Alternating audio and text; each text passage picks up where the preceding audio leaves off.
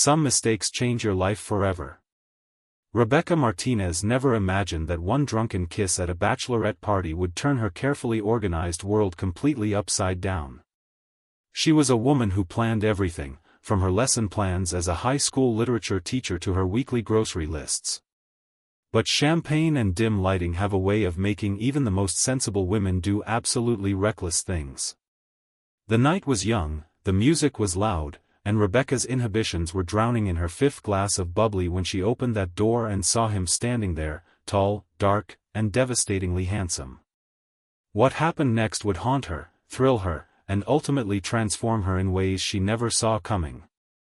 This is a story about passion that ignites in the most unexpected moment, about second chances disguised as embarrassing encounters, and about learning that sometimes the universe has better plans than the ones we make for ourselves. The bass pounded through the apartment speakers so loudly that Rebecca could feel the vibrations in her chest, matching the erratic rhythm of her already racing heart. Pink and silver balloons covered every surface of her cousin Carolina's living room, and champagne bottles seemed to multiply by the minute. 20 women in various states of tipsy celebration filled the space with laughter, dancing, and the kind of wild energy that only comes from a bachelorette party in full swing. Rebecca spun in the middle of the room, arms spread wide like she was trying to embrace the entire night. Her red sequin dress caught the light with every movement, sending sparkles dancing across the walls. Her chestnut hair had long since escaped its careful updo and now tumbled messily over her bare shoulders. She felt free, reckless, and wonderfully irresponsible in a way that her normally structured life rarely allowed. "Becca, that's your fifth glass," her best friend Julia warned from the couch, trying unsuccessfully to hide her amusement as Rebecca attempted what could only generously be called dancing. "Fifth? I thought it was the third." Rebecca squinted at her glass, genuinely confused. The bubbles seemed to be multiplying. Or maybe that was just her vision going funny. "Definitely more than 5, another friend called out, laughing.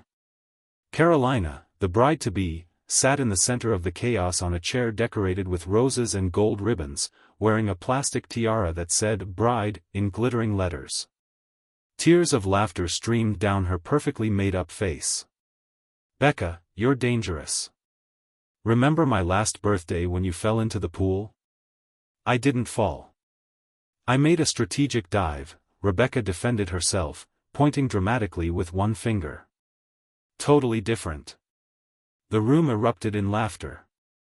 Rebecca loved these women, loved nights like this where responsibility took a back seat and joy drove the car straight into wonderfully bad decisions. That's when Fernanda approached with a smile that immediately set off alarm bells in Rebecca's champagne-soaked brain.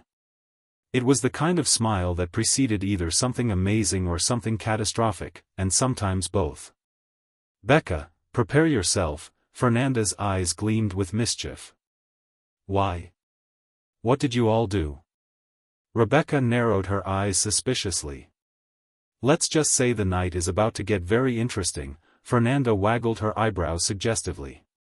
Rebecca's eyes went wide as realization dawned. "You didn't. A stripper?" Julia and Fernanda shouted in unison, and every woman in the apartment screamed with excitement. Rebecca clutched her chest theatrically. "You actually hired one? And from what we heard, he's gorgeous." Carolina stood up, adjusting her crooked tiara with a grin. "I can't handle this," Rebecca fanned herself dramatically, though her smile betrayed her excitement. She grabbed another glass of champagne because in her alcohol-influenced logic, more drinks meant more confidence, which meant a better reception for the entertainment. That's when 3 sharp, authoritative knocks echoed through the apartment. Knock. Knock. Knock. The sound cut through the music like lightning. Every woman froze, looked at each other, and then exploded into hysterical screams. "It's him! It's him!" Fernanda shrieked, running to lower the music. "Becca, you open the door," Julia practically shoved Rebecca toward the entrance. "Me? Why me?" Rebecca protested, but her feet were already carrying her forward, propelled by liquid courage and pure adrenaline. She stopped in front of the door, took a deep breath, attempted to fix her messy hair with what she thought was a seductive gesture but was probably ridiculous, and threw open the door with dramatic flair worthy of a telenovela. And there he stood. Holy heaven above! The man was the definition of devastatingly attractive. He stood well over 6 feet tall, with shoulders so broad they seemed carved from marble. Strong, defined arms were visible beneath a tight black shirt that molded perfectly to his broad chest. His jawline was sharp, covered with just enough stubble to look dangerous and masculine. And those eyes, dark, intense, deep as the ocean at midnight, seemed to see straight through her. Rebecca felt her mouth go dry, but her intoxicated brain processed only one thought: the hot stripper has arrived. Finally. Rebecca grabbed him by the shirt collar with both hands and pulled him inside the apartment with surprising strength. "I thought you got lost, handsome." The man opened his mouth, clearly trying to say something, but Rebecca wasn't interested in conversation. "Not yet. Less talking, more action," she declared, and then, without thinking twice, threw herself into his arms and planted a kiss that could stop the earth from spinning. His lips were firm, warm, tasting of fresh mint. For one brief second, Rebecca felt him freeze in surprise, but then something shifted. His large hands automatically went to her waist, holding firmly. And he kissed her back. And what a kiss! His mouth moved against hers with an expertise that made Rebecca's knees weak. His tongue found hers in a sensual dance that pulled a soft moan from her throat. She buried her fingers in his dark hair, pulling slightly, and felt his masculine body press against hers. Behind them, the women exploded into screams, applause, and hysterical whistles. "That's it, Becca. Go for it!" Julia shouted. "This stripper is so good," Fernanda added, laughing uncontrollably. Rebecca finally pulled away, breathless, her lips tingling and her entire body on fire. She looked at the man, who wore an expression somewhere between shocked and amused. "Wow," she murmured, running her tongue over her lips. "You kiss really well for a stripper." "Miss, I think," he began, his voice deep and husky, making Rebecca's stomach flip. "No talking yet," Rebecca interrupted, spinning on her heels and grabbing the pair of pink toy handcuffs from the decorative table. "First, let's make this party unforgettable." She walked back to him, swinging the handcuffs in the air with a mischievous smile. But he was faster.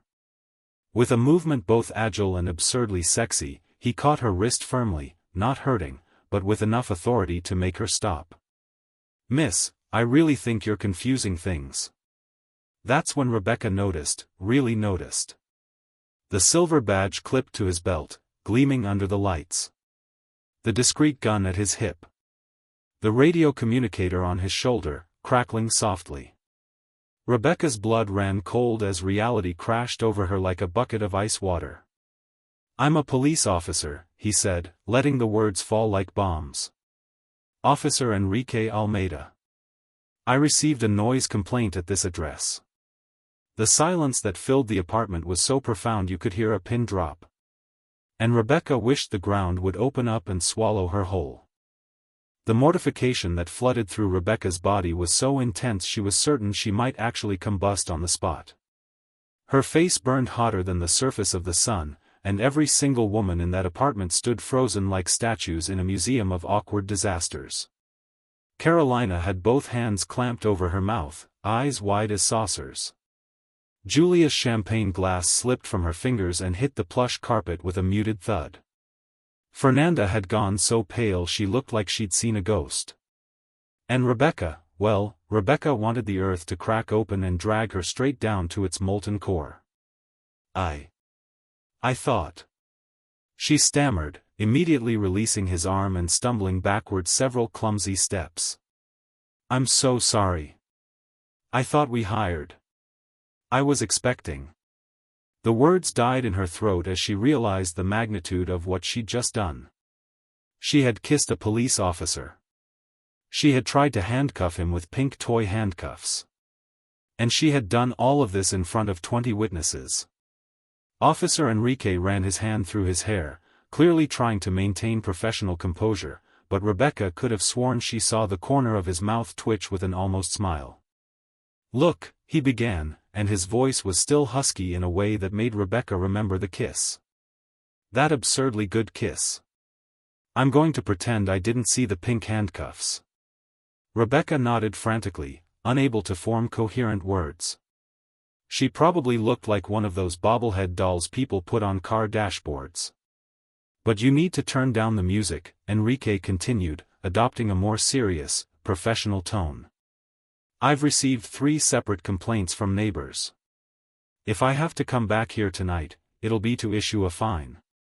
"Yes, of course." Super quiet music. Rebecca's words tumbled out in a rush, tripping over each other. "We'll whisper from now on." Enrique looked at her for a few more seconds, and this time Rebecca was absolutely certain she saw amusement dancing in those dark eyes. "Good night, ladies," he said, nodding slightly. "And take care of those handcuffs. They can be dangerous in the wrong hands." With one last meaningful look at Rebecca, a look that made her entire face burn even hotter, Enrique turned and walked out of the apartment. The door closed. 5 seconds of absolute silence. And then Julia started laughing. First a muffled giggle, then uncontrollable laughter that made her double over.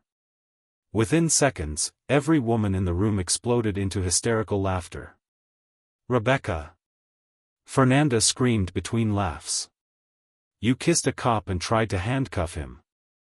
And that kiss lasted forever."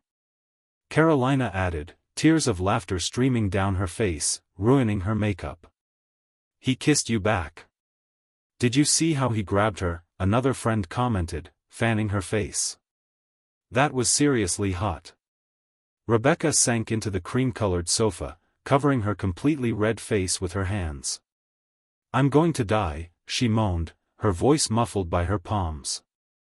"I'm going to die of embarrassment, and they'll write on my tombstone, 'Here lies Rebecca, who sexually harassed a police officer thinking he was a stripper.'"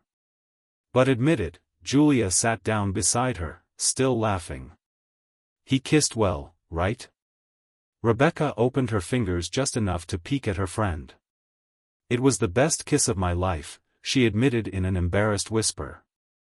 "And I don't even know his full name." "Enrique Almeida," Carolina reminded her, wiping away tears. "Officer Enrique Almeida. And very hot, by the way." "Super hot," everyone agreed in chorus. Rebecca groaned again, sinking deeper into the sofa. "At least I'll never see him again," she murmured, trying to console herself. "São Paulo is huge. The chances of running into him again are practically zero." "True," Julia agreed, patting her friend's shoulder. "What are the odds of encountering the hot cop you attacked at a party?" Rebecca finally removed her hands from her face and accepted a glass of champagne someone offered. "Exactly. This will just be an embarrassing story we'll laugh about in a few years," she said, taking a large gulp. What Rebecca didn't know, had absolutely no idea, was that fate had completely different plans, and that in less than a week she would see Enrique Almeida again in a way that would change her life forever. Sunday dawned with a lazy sun, and Rebecca woke up with the worst hangover of her life. Her head throbbed like a rock band was rehearsing inside her skull. Her mouth was dry like the Sahara Desert. And when she tried to remember the previous night, the memories came like flashes from a horror movie. The kiss. The handcuffs. The police officer. "Oh no," she groaned, burying her face in her pillow and wishing the mattress would swallow her whole. Her phone buzzed on the nightstand. Rebecca stretched her arm lazily and grabbed the device, finding several messages in the Bachelorette party group chat. Julia had written, "Good morning, cop kisser. How's the hangover?" Fernanda added, "We need to talk about that kiss. It lasted way too long to be just a mistake." Carolina sent, "Rebecca, you're legendary. Best Bachelorette party in history." Rebecca huffed and tossed her phone back on the bed. She spent the rest of Sunday mentally torturing herself, drinking liters of water, and promising the heavens she would never drink champagne again. When Monday arrived, she had almost managed to push the incident to the back of her mind. Almost. Rebecca spent the day teaching literature to hyperactive teenagers, grading tests, and trying to look like a functional adult. When she got home in the late afternoon, all she wanted was a hot bath, Chinese food, and Netflix. She parked her car in the building's garage, grabbed her huge bag full of notebooks and tests, and walked to the elevator, also balancing 2 grocery bags she'd picked up on the way. The building where she lived was middle class, nothing extravagant, 12 floors, a simple but functional lobby, and neighbors she greeted but didn't know very well. Rebecca lived on the 6th floor, apartment 607, and had been there for 3 years. She pressed the elevator button and waited, absent-mindedly scrolling through her phone. Ding! The doors opened, and inside stood a man carrying moving boxes.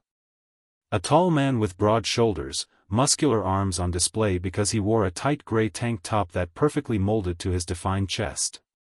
A man with dark hair slightly sweaty and stuck to his forehead. A man with dark, penetrating eyes that widened slightly when they saw her. Enrique. The police officer. Time stopped. Rebecca felt all the bags slip from her arms and crash to the floor. Oranges rolled in every direction. A container of ice cream started rolling toward the elevator. Notebooks scattered across the lobby floor. "No," she whispered, pale. "This isn't happening." Enrique tilted his head slightly, and that provocative little smile, the same one from the night of the party, appeared at the corner of his lips.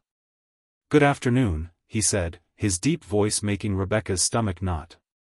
"Let me guess. You just saw a ghost?" "Worse." Rebecca swallowed hard. "A police officer." He let out a low, husky laugh that made very inconvenient things happen in her body. "Technically, I'm off duty." Enrique set the boxes on the elevator floor and stepped out to help her collect the groceries. "So today I'm just a regular guy helping a clumsy neighbor."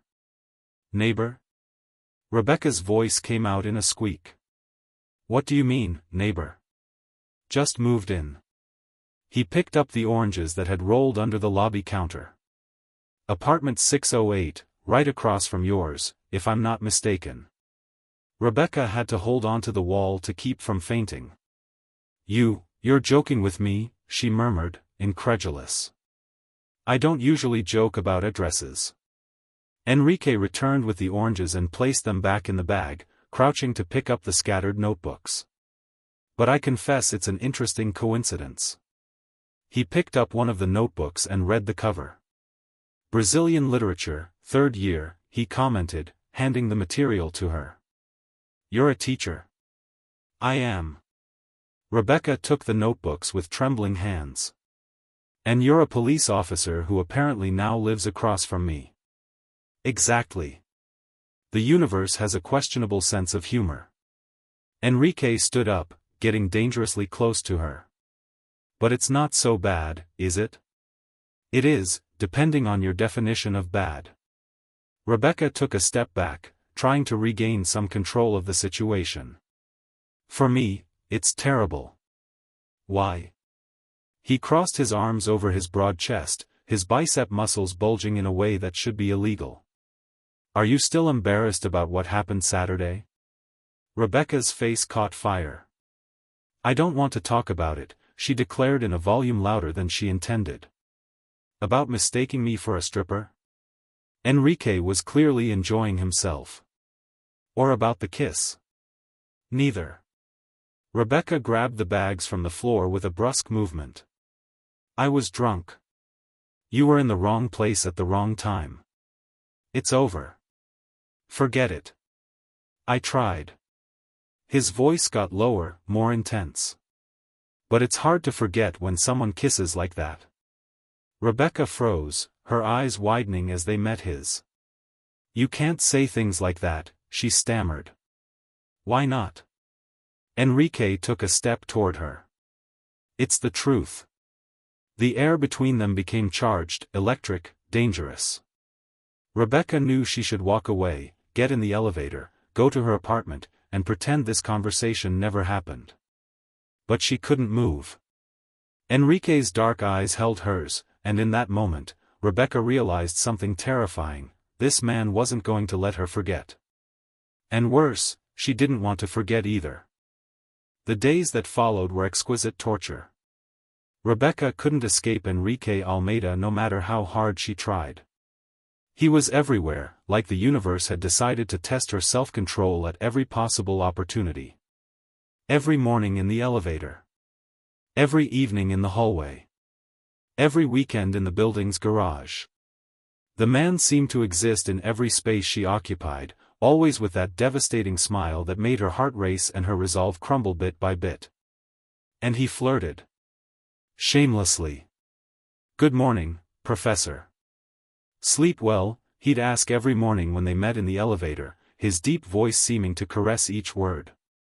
"Dream about me?" "Nice dress today," he'd comment when they crossed paths in the hallway, his eyes traveling over her in a way that made her skin burn. "That color looks incredible on you." "Forgot your pink handcuffs today," he whispered once when they passed each other in the lobby, making Rebecca nearly choke on her own coffee. But as much as she tried to pretend irritation, the truth was that her body responded in completely inconvenient ways every time he was near. Her heart would accelerate. Her skin would heat up. And that kiss from the party replayed in her mind at the most inappropriate moments, like during classes, or in the middle of teacher meetings, or worse, when she was trying to sleep at night. 2 weeks had passed since Enrique moved in.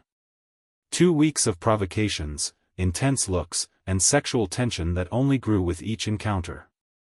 Rebecca found herself thinking about him constantly, wondering what it would be like to kiss him again, to feel those strong hands on her body, to let herself go completely. It was dangerous. It was reckless.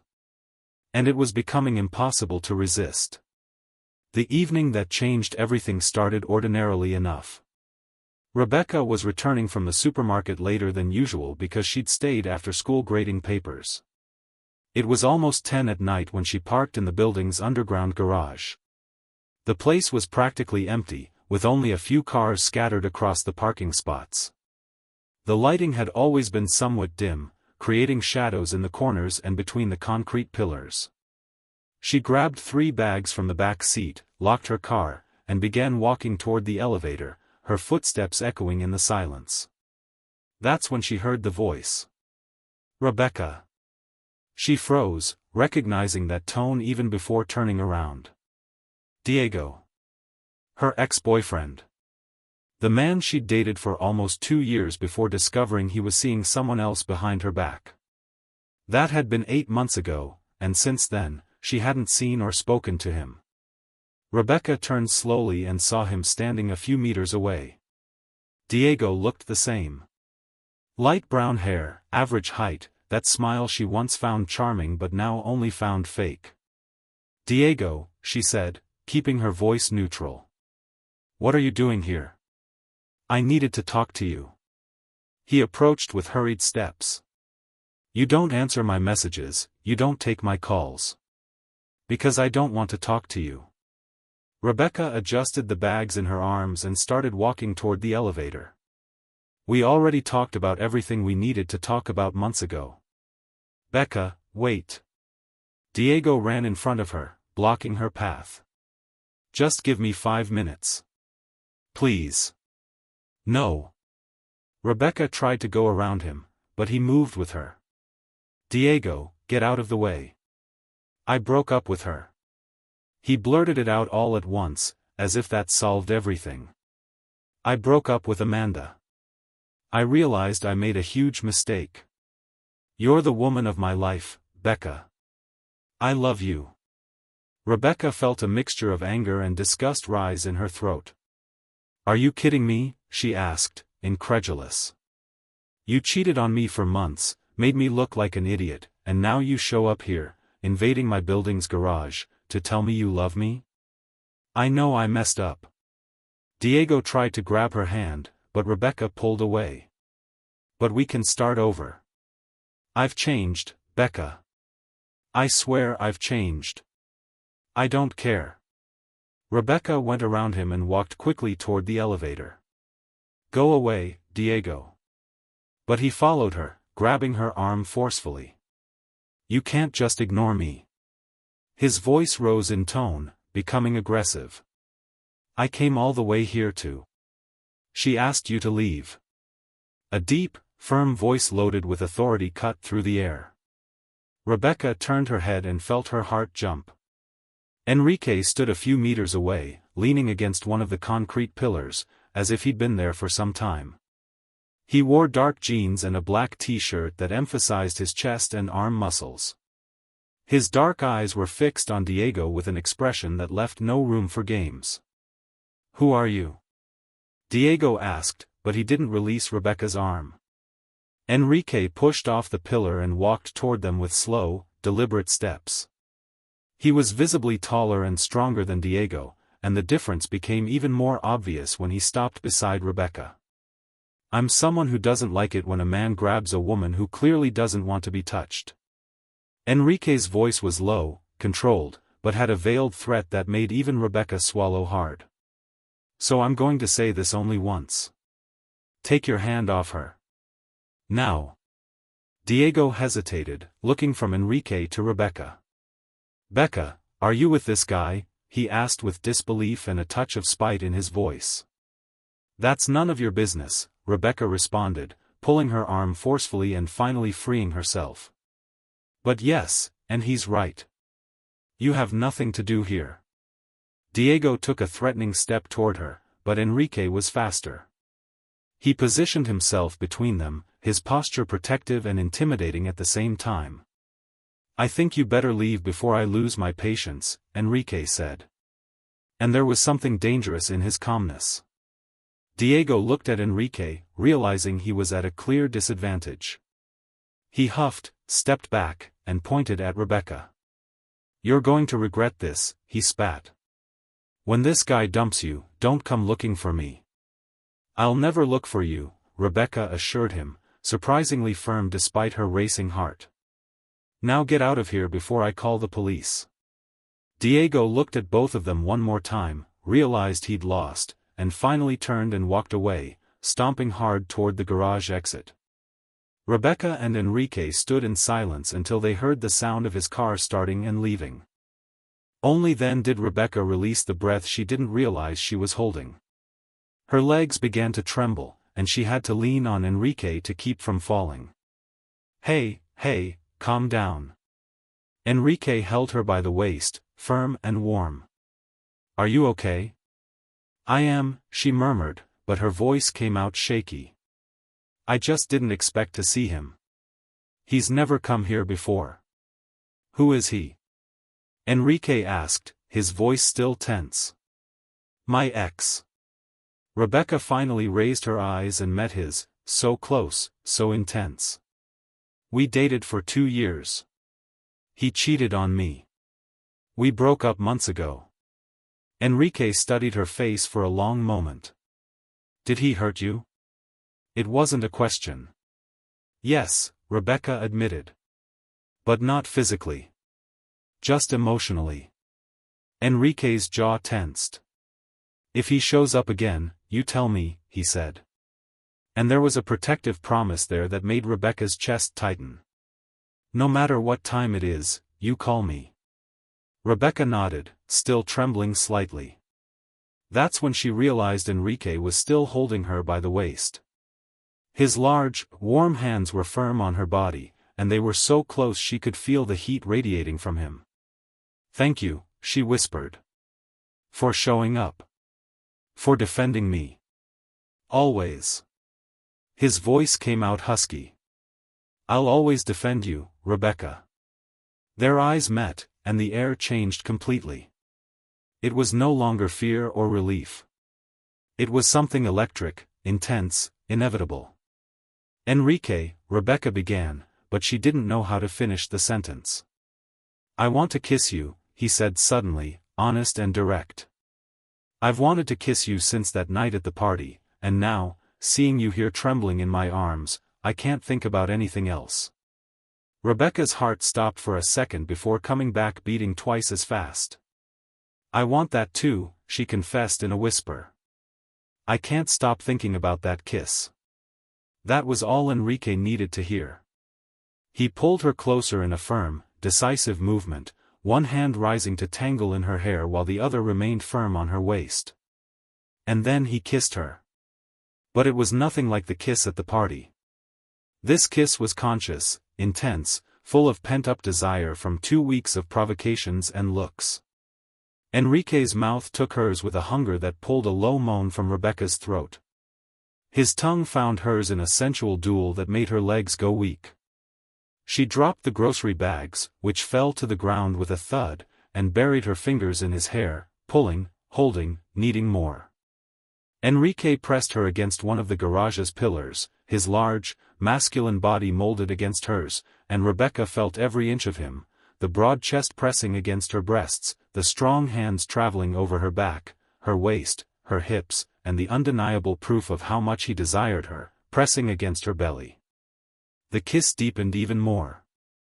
Enrique nibbled her lower lip before dragging his mouth along her jaw, down her neck, making Rebecca arch against him and moan his name. "Enrique," she gasped, her fingers clutching his shirt. We're in the garage." "I know." He came back to kiss her mouth once, twice, 3 times, as if he couldn't stop. "Come with me." "Where?" Rebecca asked, dizzy with desire. "My apartment." His dark eyes burned into hers. "But only if you want to. I won't pressure you into anything you don't." Rebecca silenced him with another kiss. This one more urgent, more desperate. "I want to," she said against his lips. "I want to very much."